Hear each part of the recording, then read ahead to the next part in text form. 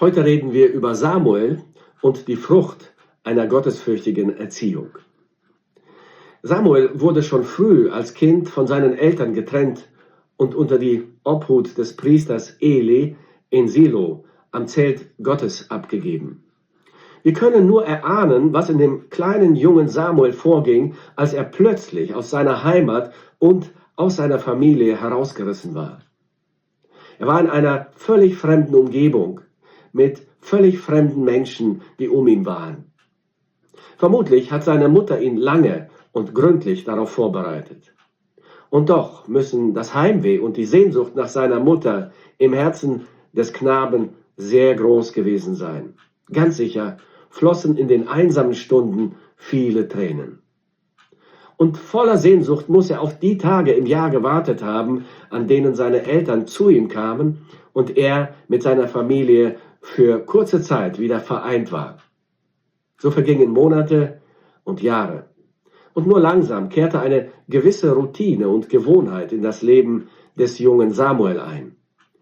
Die kurzen, aber intensiven Jahre in seinem Elternhaus und auch die Erziehung seiner Mutter prägten seinen Glauben und seinen gottesfürchtigen Charakter nachhaltig.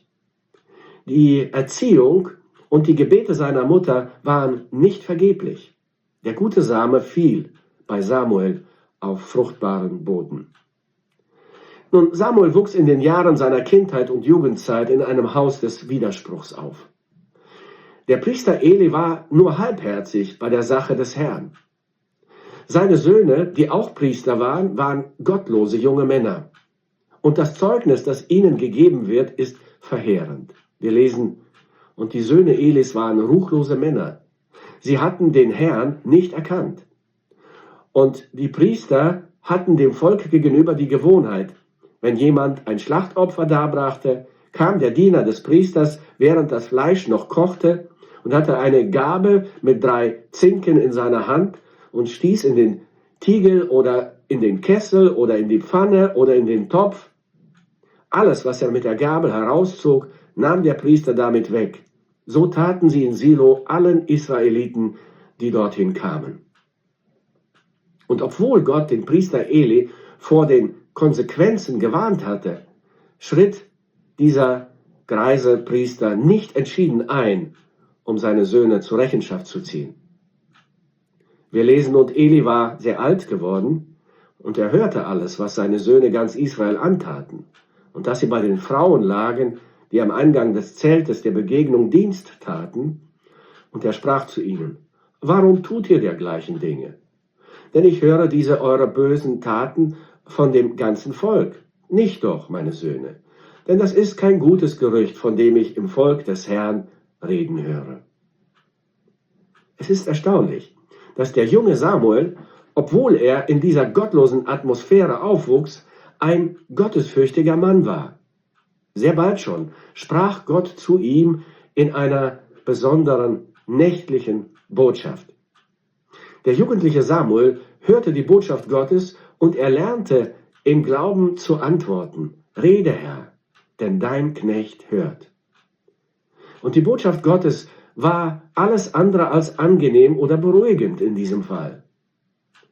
Doch weil Samuel Gott fürchtete, gab er den Inhalt wahrheitsgetreu an diesen greisen Priester Eli weiter. Es war eine Ankündigung von Gottes Gericht über Eli und seine Söhne. Der Kontrast zwischen den gottlosen Söhnen Elis und dem gottesfürchtigen Samuel ist erstaunlich. Wir lesen: Aber sie, die Söhne Elis, hörten nicht auf die Stimme ihres Vaters, denn der Herr war entschlossen, sie zu töten. Der junge Samuel aber nahm immer mehr zu an Alter und Gunst bei dem Herrn und bei den Menschen. Aus dem Samuel-Leben können wir lernen, dass es nie zu früh ist, einem Kind Gottes Gebote zu vermitteln und durch das eigene Vorbild einen gottesfürchtigen Lebenswandel vorzuleben. Eine Erziehung im Glauben und in der Gottesfurcht zahlt sich immer aus.